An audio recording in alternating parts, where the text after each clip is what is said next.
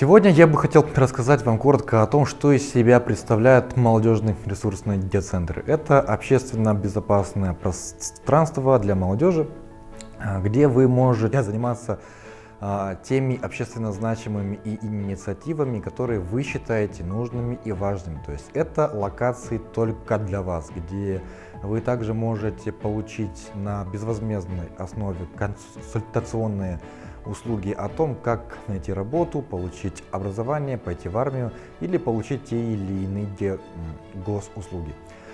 Также мы понимаем, что эти центры нуждаются в улучшении. И если у вас есть какие-то идеи и предложения об их развитии, то направляйте их, пожалуйста, нам. Мы будем только рады, так как в следующем году мы рассчитываем на проведение пилота по введению новых практик в этих центрах. Всем большое спасибо и до встречи!